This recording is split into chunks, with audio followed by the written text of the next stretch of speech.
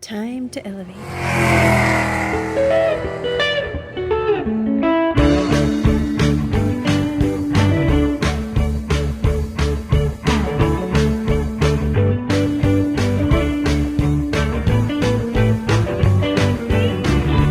You're running on empty with Matt and Tony. Hey, everybody. Welcome to Running on Empty. I'm Matt. And I'm Tony. And we are running on empty. And on today's episode, we have with us from the Wisconsin Assembly, Representative Lee Snodgrass, who represents the 57th District in Wisconsin. Tony, take it away.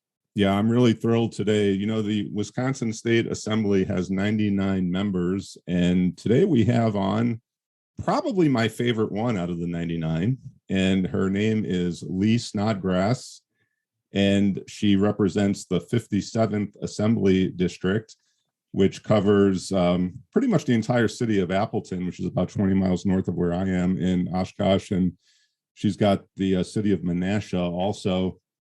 Lee, thank you so much for being here. Oh, I'm really excited and I'm flattered. I have some great colleagues, so I'm in good company. Yes, you do. You certainly do. And you're originally from Philadelphia, is that correct? That is correct. I was born in Philadelphia proper. That's where my parents met, and that's where my extended family still lives. What got you to Wisconsin?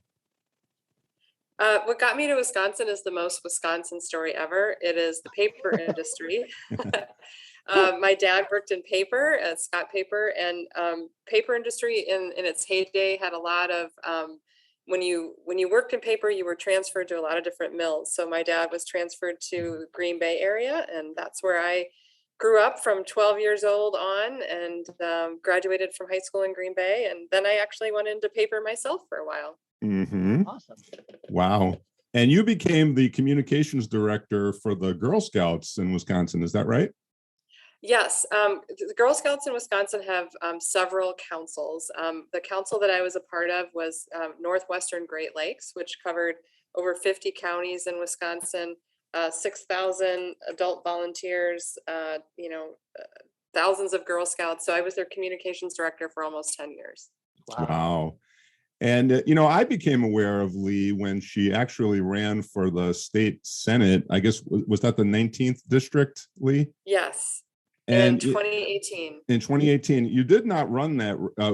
You did not win that race, but I was following it here in Oshkosh, and I just found you to be inspiring at that time. I mean, I thought that your platform was right on target, at least from where I stand. And I watched a couple of debates between you and I guess it was Roger Roth, and I was just very, very impressed. So I think you got just about 47% of the vote in that race, which I thought was extremely respectable. And this age of gerrymandered districts, and then you ran for the 57th district assembly seat in 2020, and you did win that. And I've just been impressed. I'm following you on Twitter and just listening to some of what you talk about.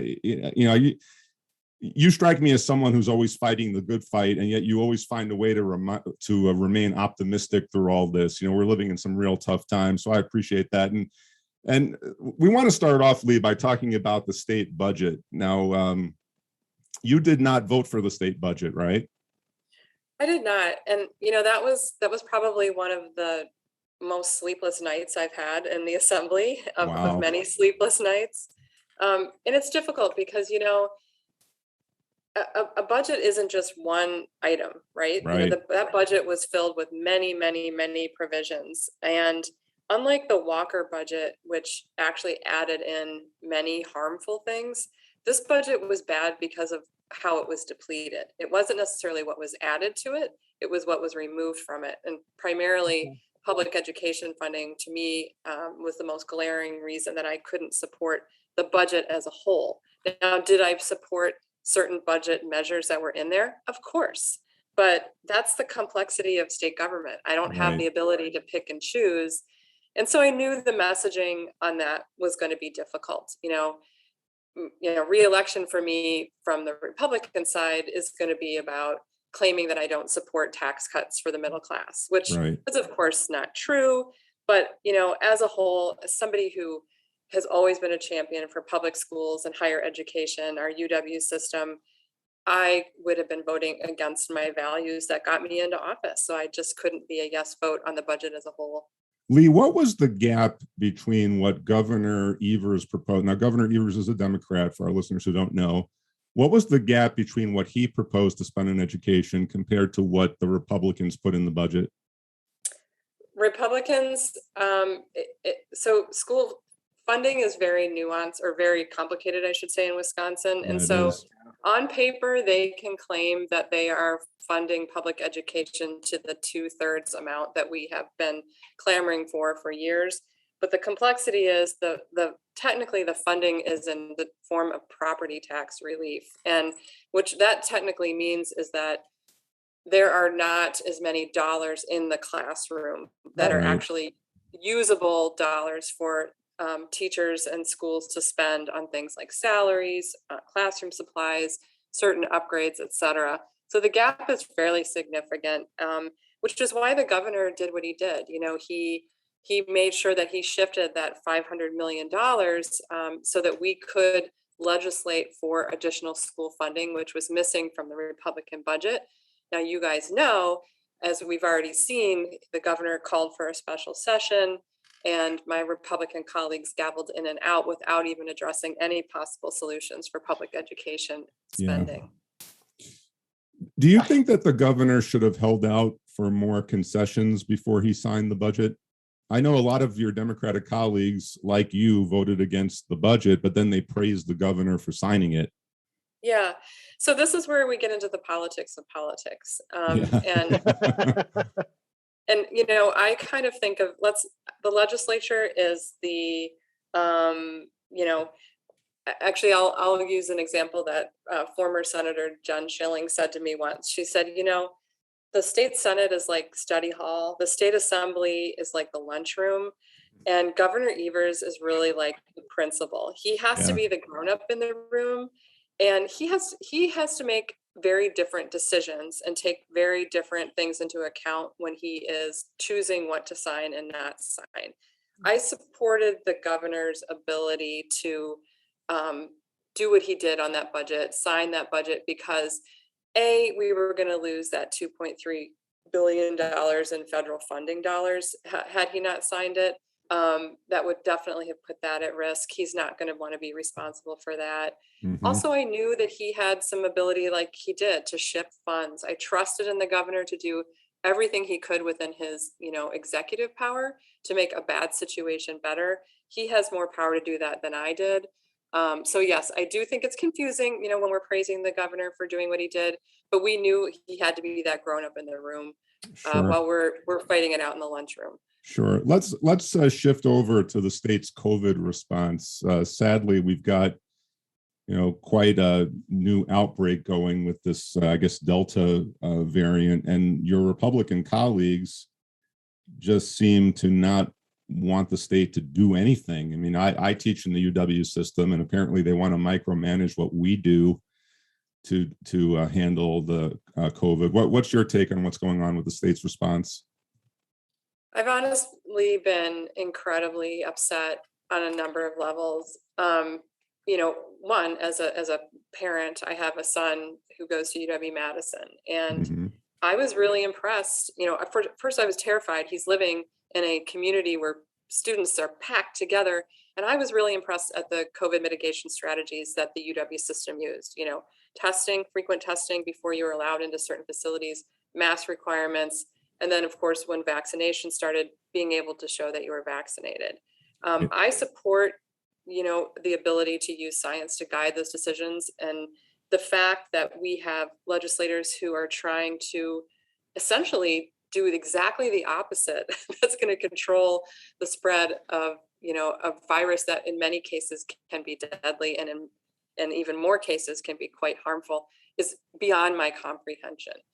And I often find that when I take an argument outside of what I consider sort of a humanistic reason for doing something, like just caring about your neighbor, right? Just caring about humanity, and I move it into an economic model, even when I move it into that to try to get some common ground with my Republican colleagues, it doesn't make sense. The very best thing that we can do to keep businesses open, to keep restaurants able to serve and keep people in capacity in their restaurants and businesses is to make sure we're controlling the spread of the virus. So if we're telling, if Republicans are trying to tell them, like, you can't require masking or you can't require vaccinations, we're essentially hindering economic recovery and economic growth. And that doesn't make any sense either. You know, Lee, the Republicans have a 61 to 38 majority thanks to gerrymandering in the assembly. Do they just ignore you guys? I mean, what role do the Assembly Democrats have? I mean, I've been following you and many other members of the legislature. I think you're saying all the right things. Your heart's in the right place. You're fighting the good fight. But does the Republican Party not even invite you guys to the table? Did you hear my deep sigh earlier? Because that was. So here's the honest truth. I was obviously, being somebody who was close to politics before I ran, I felt like I had a closer view than everybody else. Now I definitely have a front row seat. I think it's worse than anything that I even envisioned. Wow. To your perspective about, are we even invited to the table? No. I mean, I can tell you story after story about the small ways that they, attempt to remove power and gaslight us and keep us constantly on shifting ground. So it's not a friendly place to be in that sense. But I will tell you this. This is what I think this is where my communications background comes into play. Sometimes the more important thing is the battle of public opinion, because eventually public opinion shifts policy. And for so many reasons, Democratic policies, ideas, legislation does win the battle of public opinion. And so we have to prevent ourselves from becoming too cynical, too jaded, too exhausted to keep offering alternative solutions and to keep talking about alternative solutions. So that's where I try to focus my energy. I know that I'm not going to get legislation to the floor, probably not even to committee in most cases, but I also know that I can use the power of the media, the power of public opinion to push ideas forward that perhaps, 2, 4, 6, 8 years from now, we'll be able to move something forward. Well, one of those ideas, Lee, is the legalization of marijuana, which we know that in the assembly, you're one of the co-sponsors, and that's what Matt wants to talk about. Matt? Yeah. First of all, thank you for being one of the co-authors of this bill. So what does legalization of cannabis in Wisconsin actually look like? What I mean, kind of give us, a little bit of the background of the bill, what's in it, and what your vision of this is. Absolutely. First of all, I do want to give credit where credit is due. And as you guys know, the lead first assembly person and now state senator on this has always been Melissa Agard. So she's really, truly who we all look to as sort of the champion and the one who helps us answer questions on it. But essentially, this bill would allow marijuana in the state of Wisconsin to be legalized for both medicinal and recreational purposes. I always sort of laugh at the term recreational because I think that has, negative connotations. It sort of brings to mind teenagers in parks, hooligans, if you will.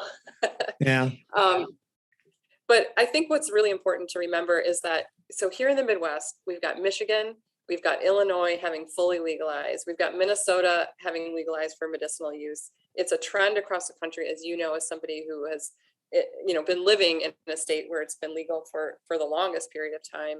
Our bill to fully legalize it would be responsible. It would reduce our incarceration rates. It would reduce so many expenses. And primarily, too, it would provide economic growth and it would provide jobs. And I don't think that people often look at the realities of the economic boost in that way. So I think that's an important part of this bill as well. Yeah, well, the economics just here in Colorado, last year, marijuana sales, and just in Colorado, exceeded $2 billion. I'm just looking at just some numbers from the month of November. November brought in $175 million, which is a tax revenue of almost $33 million in just 1 month. And globally, well, actually not really globally, but the United States, the cannabis industry is worth about $61 billion. And it would be so awesome to see Wisconsin be part of that. I know that, I mean, that's a huge amount of money. And, when things aren't getting passed and helping out schools, I really think that, a lot of the money here goes towards education. And we would rather have education than incarceration. And with Colorado being a private prison state, education is really important here. So, have you used other states as like models for this? Yeah. Wisconsin would take in an additional, I think the number was 165 million a year in state revenue with legalization. And so under this bill, what it would do is over half of these dollars would be reinvested across the state towards underserved communities with equity grants, sparsity aid. Also, it would, as I pointed out, it would be an economic stimulus. And then it would also save us money, not only just incarceration, but reducing the amount of money spent on drug enforcement. Sure. I think the ACLU estimated that Wisconsin would save 44.3 million a year in taxpayer dollars through the legalization. So, I think we need to call the Republicans out on their duplicitousness when it comes to claiming to constantly be the party of fiscal responsibility, because the fact is, when you look at the policies that they support and don't support, it's just ridiculous. Democrats are the party of fiscal responsibility. Democrats are the party of sensible economic growth and economic stimulus. Republicans can only claim to be the party of, handouts to large corporations and tax breaks for millionaires. And replaying the 2020 election. Let's not forget that one. They seem to be obsessed with it. But Lee, let me ask you, Senator Agard has been sponsoring this now for, I think, 8 consecutive years and has not even been able to get a hearing from the Republican majority. What do you expect that to change this year? Is there a chance to get even a hearing on this? Well, remember when we were talking about public opinion? Yes. Think about how public opinion has shifted in the last 8 years. We have now seen, Republicans shift their position on this. I know my Republican rep just to the south of me, Rep Cabral Guevara, Rachel and Nina. I had a joint listening session with her. I asked her to be a part of a bipartisan budget listening session, and she had Republicans there saying, "Do you support legalization?" And she said, "I'm one of the few who do." Now she's an RN, or I actually think she's a nurse practitioner. So she's a medical professional. She's a Republican politician. The problem is not people like Rep Cabral Guevara. The problem is leadership who is not allowing the Republicans who actually support this to move forward with this. And therein lies the rub, you guys, under the problem under the dome. Yeah, but something, Lee, I have noticed just in my own conversations with people that there's a huge generational difference on this topic. I mean, anybody under 30, not everybody, but the majority, they see no problem at all with legalization. In fact, they find it ridiculous that Wisconsin is still holding out. But I do meet a lot of elderly people who still are worried about things like marijuana being a quote unquote gateway drug, or they'll claim that the current type of marijuana out there is a lot stronger than they remember from like the Woodstock days or something. What is your answer to those people who say that, look, this is a serious drug and that it will lead to long-term health problems or dysfunction among youth? What is your argument to that? Well, my argument to that is when something is serious, it requires regulation. And the best way to regulate something is to pass it as legislation. So if we passed it, we have the ability to regulate who dispenses it, who grows it, who purchases it, when they purchase it. Yep. These to me are the safety measures that you want to see, because newsflash, you guys, people are using it already. Edibles are incredibly popular. There are people driving to Michigan and back with edibles in their car. So let's make sure that that money is not leaving and that we're keeping Wisconsinites safe. And we're making sure that when they are consuming cannabis, they're consuming the right kind for the right reason and the right doses. Exactly. Yeah, in so many states, this gets passed because of citizen referendum drives, and we don't really have the power to do that in Wisconsin, right?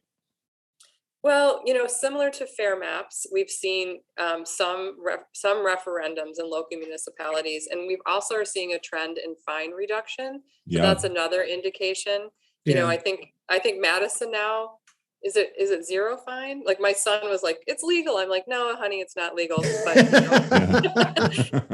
you won't be fined if you're caught with it in the city of Madison at this point. They'll still take it though, right? Right. And I don't know, Tony, maybe, I don't know if Oshkosh did. I seem to remember that one of your city council members is suggesting a significant fee reduction for possession. Yes, Councilman Aaron Wojciechowski, he's a member of the council. He's trying to drastically reduce the fine. And so, we'll see if that will pass here. So you're right, Lee, that's going on across the state. I think that's as close as we're going to get to a referendum. However, I know that there are counties who've considered taking this to referendum on the ballot. And honestly, I'm assuming that Republicans are against seeing that, because then it would be even more in their face that they're going against what their constituents want. Wow. Yeah.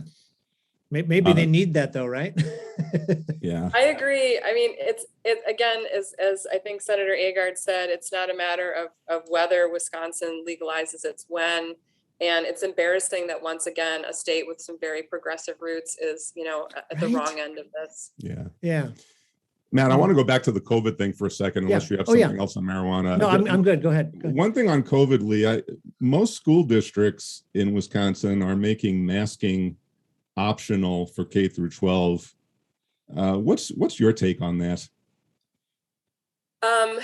It makes no sense to me that when we have, let's say K through 12, you have pre-K through 6 unable to be vaccinated to protect themselves against the virus. Thank you. It makes no sense to me that we would not protect our most vulnerable citizens. And I am, I'm in a really weird position here where I believe, if I had my way, the state would be able to. So here's how I distinguish it. I'm a big fan of local control, except when it comes to something like deadly public health issues. Yeah. And I think Right? that it sure would be a lot easier if the state would be able to say, the science backs us and we need to be able to protect everybody. So we're going to require this, whether it be masks or vaccinations. It's not the climate we live in. So then we look down to local municipalities, local school districts.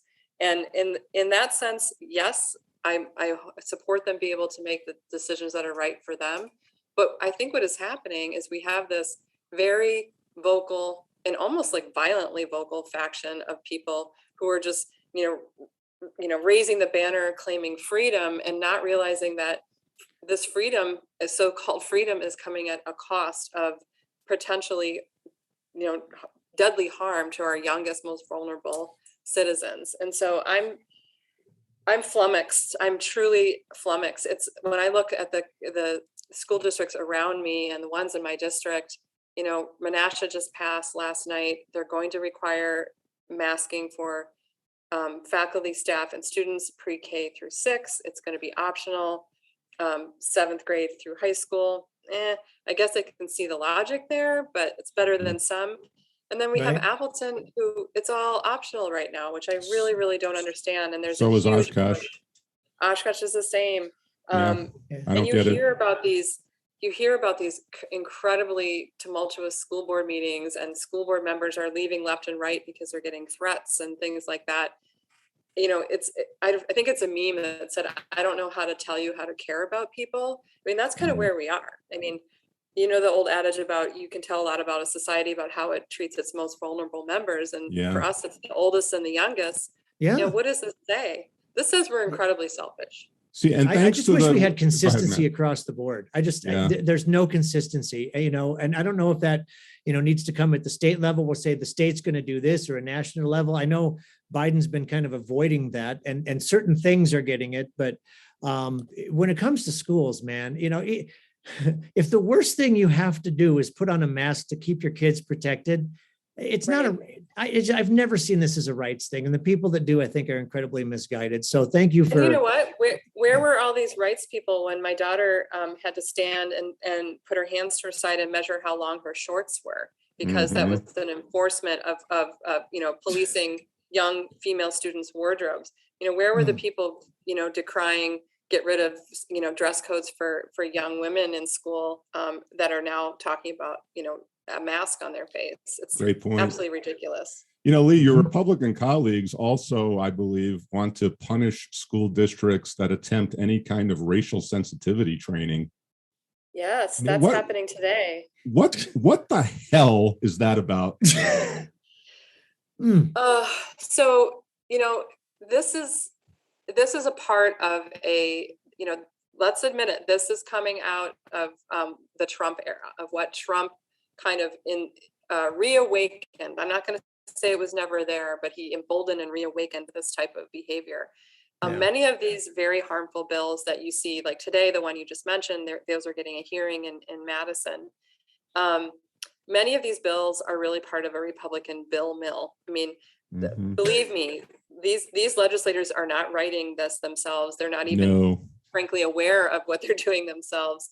They're picking up language from other states as part of these are conservative think tanks, conservative PAC groups who are basically saying, we want to see this legislation. Yep. When we are at a point where we are trying to prevent factual history being taught to our students, we are in a really deep and dark place. Nobody is trying to divide anybody. Nobody is trying to, stir up, divisions and inflame racism. But we do have to take a factual and accurate look at, how we grew as a country and the things that we've gone through as a country. And if you can't look at history and previous decisions and previous behaviors and previous movements as part of that, I don't know where we are. Yeah. As a former teacher, I used to work at a Sylvan Learning Center, and I worked down at a Sylvan Learning Center down in Charleston, South Carolina, back in the mid '90s. And I had just finished my amazing paper coming down here on Thaddeus Stevens on the reconstruction of the United States after the Civil War. And I was actually at Sylvan to do English teaching. And then one day the director came up, she says, would you mind teaching, like tutoring in some history? It's grade school history. So, well, let me look at the curriculum. This is a McGraw-Hill textbook back in 1993. Sure. I didn't realize that South Carolina, this is definitely a South Carolina textbook. Slaves did not exist in this textbook. They were paid migrant workers. The South did everything that they needed to do to be readmitted to the Union after the Civil War. And I'm going, oh, this is way wrong. And I asked the woman, I said, she says, well, you understand that the truth is really hard for these kids to digest. I said, but it's the truth. Why would you give them any other thing? She goes, well, they're really sensitive. And I'm like, I get this, but this is the truth. You can't just change the narrative. And McGraw-Hill got called out because they were doing different textbooks for different regions of the country back in the 90s. And I don't know if that still exists, but it blew my mind that they tried to literally whitewash the history of the United States. It's not pretty, and it needs to be explained as it happens so we understand that this can't be repeated in the future. So to your point, we really need to make sure that the truth is talked about. I don't know, the critical race theory thing is just a term, but let's talk about the truth of the history of the United States, right? Yeah, technically critical race theory is a legal term that's been co-opted for this movement to sort of package everything that is basically the truth about our history when it comes to how we've treated, BIPOC people, Indigenous people. I think that I always go back to, and I've had to learn this even more as a legislator, most of the reason that people try to stop something or don't like something is fear and misunderstanding. Yeah. So I really do try to, and maybe this is, Tony, you were saying that I've stayed positive. I do try to go to that place, that soft space where I can say, this person is hurting, this person's afraid, this person is something, and try to get to that point and realize, okay, how can I help them not feel this way so they don't take these actions? That's a lot of personal growth, you guys, trying to do that in big government. Absolutely. Lee, we only have a couple. People want to feel good. You want to feel good about yourselves. You want to feel good about the country that you live in. And we have to get to a spot where we realize that we as individuals are uniquely flawed and still wonderful and beautiful. And so is our nation. We can be critical of the United States. We can be critical of our government and not hate it. In fact, I think the most patriotic thing you can do is to care enough to be critical and to try to improve things. Oh, absolutely. Exactly. I agree with that 1,000%. Lee, we only got a couple of minutes here. Would you like to talk about maybe one or two initiatives that you're working on? I know that when you're one of 38 members in the assembly, it's hard to get your initiatives passed. But You what guys, kinds of, I have some exciting news. let's hear it. Typically, in fact, in the entire year, not one Democratic bill has been moved forward. The very first bill that I wrote and introduced was an adoption bill that would simply, right now, state statutes require a certain amount of hours of pre-adoption classwork to be in person. Obviously, that was problematic in the middle of a health pandemic. So I put forward a bill that rewrites it, that allows it to be virtual, live virtual or in person. It was left to die in committee in the assembly forever, but just yesterday we found out that the Senate is taking it up on September 2nd. So Wonderful. I might get a hearing, or I am getting a hearing. So all right, congrats. That's awesome. Thank you. Wonderful. And then the other thing is I'm really proud of, I introduced a package of pollinator protection bills that's getting a lot of attention. And so hopefully, again, that battle of public opinion, there's a lot of co-sponsorship that is bipartisan. A lot of people are interested. I'm hopeful that some of those might move forward as we get going again in the fall. Talk a little bit about pollinator protection. What would that do? So there's actually three of the bills. One of the bills is what I call truth in labeling. It would be people who sell plants or seeds that claim they're pollinator friendly have to not have been treated with certain insecticides that are harmful to pollinators. Oh. So that was a pretty broad, simple one. The second one, you guys have probably heard of the municipal ban on bans, where municipalities cannot ban plastic bags or straws or something, thanks to some legislation that was passed under the Walker years. This one, instead of trying to overturn that, which I think was a heavier lift, it adds a 9th provision to the current statute that says if a chemical or a pesticide is harmful to pollinators, a municipality has the right to ban the use of that. So it basically adds a 9th exception to an existing state statute. Cool.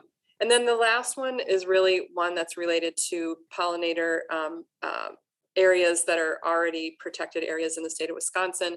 It's within a 1 mile radius of a protected wildlife area. You cannot use any neonicotinoids or harmful to pollinators. And that one was interesting because I had to work with the Department of Forestry and the DNR and the Department of Ag to kind of carve out certain exceptions. There's apparently one tree insect boring, very, very damaging insect that only responds to neonics. So that was a really good example for me of working with multiple departments and finding compromises. Wow. Excellent. Excellent. That's awesome. Lee, we want to thank you for being here and for fighting the good fight in Madison. And, I think that you model civility there, and it must be very, very difficult to do. With like I do a lot of swearing behind closed doors. Yeah, I'll bet. And we hope you'll come on again at some point, talk about what's going on in the legislature. And we really appreciate your time. Thank you so much. Oh, I love it. Thank you so much. It was nice speaking with you both. Tony, another great interview. I'm just really loving all the great people that we're talking with, and Lee is definitely no exception. Incredibly happy that she's, co-authored this bill to legalize cannabis in Wisconsin. Yeah, and I'll tell you, she's in a district, Matt, the 57th district, which is not a guaranteed Democratic district. I mean, that's an extremely competitive district, and if she runs for re-election, it sounds like she will. It's certainly not going to be easy, but I hope that the people living there are watching. I mean, think about it, right? Things like those pollinator protection laws that she talked about. I mean, those are the kind of things you don't hear about them on TV every day. No, but they're vital to public health, and it's nice to see someone working on important issues rather than constantly replaying the 2020 election. Exactly. Or scapegoating, teaching racial history and so on. I mean, I'm interested in representatives that are actually interested in doing the business of the people. Yeah. And I think that's what she and some others in that legislature are doing. So that's nice to hear. Yeah. Well, and I like the pollinator protection because that does go along with the climate change stuff that's going on too. Save the bees. Seriously. There's so many folks out there spraying and it's killing bees, and they're not necessarily doing it intentionally, but this like it has to be, if you're within a certain geographic area, you can't do that. We run out of bees, man, this planet dies.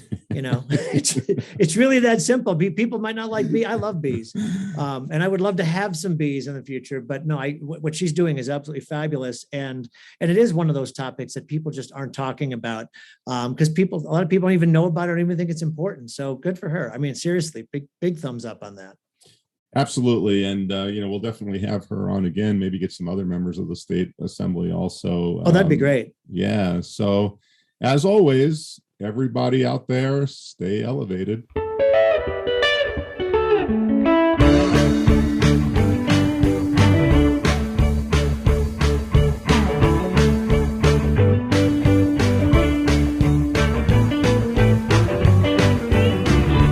You're running on empty with Matt and Tony.